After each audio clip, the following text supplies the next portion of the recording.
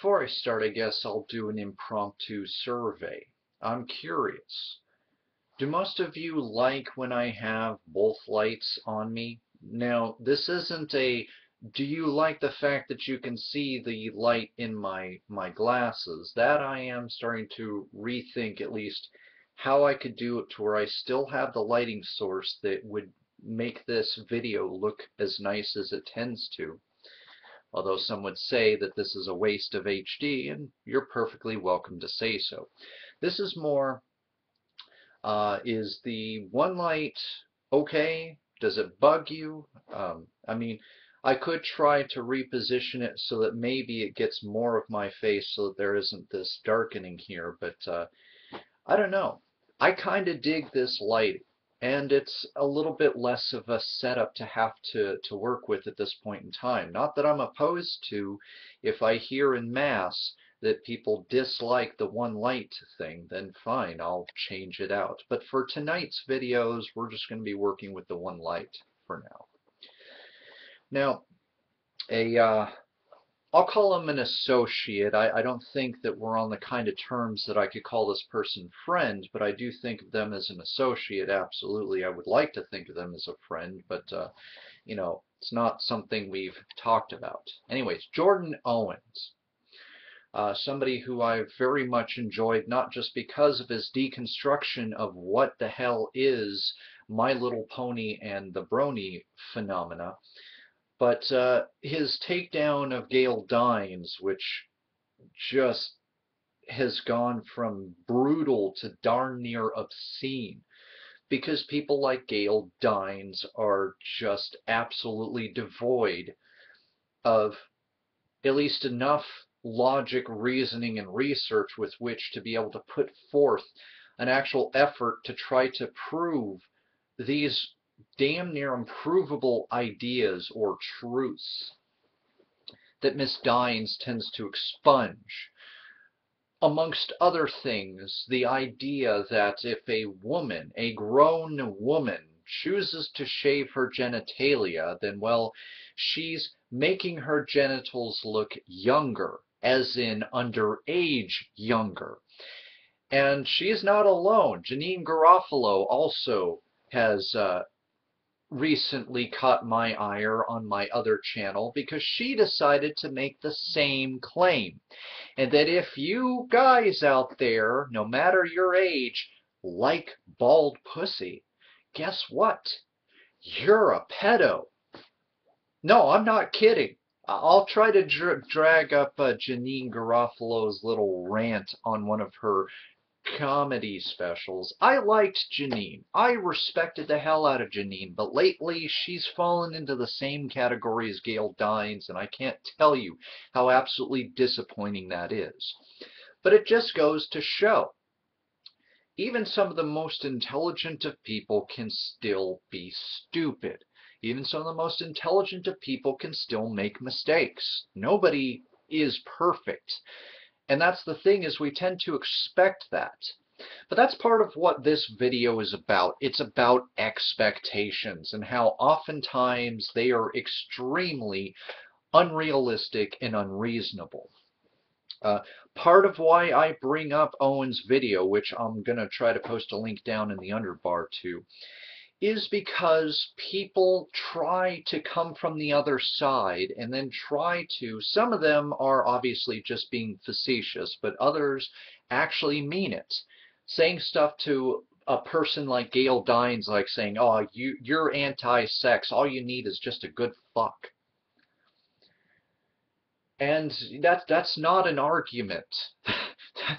That's not even close to having a point. As much as we talk about people like Janine and Gail not having a point, this is also not having a point, and it doesn't do us any services to lower ourselves to those standards. Because I've seen it all the time. I've had people who rail against certain activities, then wish either that those activities would happen to myself or my son because, oh, it's wrong, but I'm going to pray that your child gets raped so that you can change your mind about this foolish idea that individuality in terms of psychology, sexual makeup, and so on and so forth might actually have a bigger impact than if somebody happens to have certain preferences or not. Because you know me, right? This is no different than the non-argument of, oh, you really care about the Sandy Hook shooting victims. Well, name one student. Oh, you can't do that? I automatically win because you're just a do-gooder, goody two-shoes and you don't have a point. Even though I haven't actually argued your point, I've just simply tried to invalidate you by doing things like arguing from a position of authority or things of that nature, or ad hominem attacks. Because you so know me, you so know exactly how I would be or how I would react, that it's not that research could actually change the ways in which I think of different topics. There's so many topics in which I've come into on the same ground floor as most of you out there. Unfortunately, unlike a lot of you out there, and no, I'm not trying to talk about present company, but if the shoe fits in certain cases, then, well, there's not much I can do about that. Prove me wrong. I'm not happy on the ground floor. I want to be in the penthouse of knowledge. I want to know that what I know is real, based on facts, as much as we can assert that anything's real in this day and age. See some of my last video. And that's the thing. It's, oh, I don't have an argument, I'm angry, so I'm going to lash out at you with emotion, and I'm going to pretend that that even counts as credibility, that that even counts as anything of an argument whatsoever. I mean, surprise, it doesn't. And it really doesn't help you when you lower your standards of how you conduct yourself.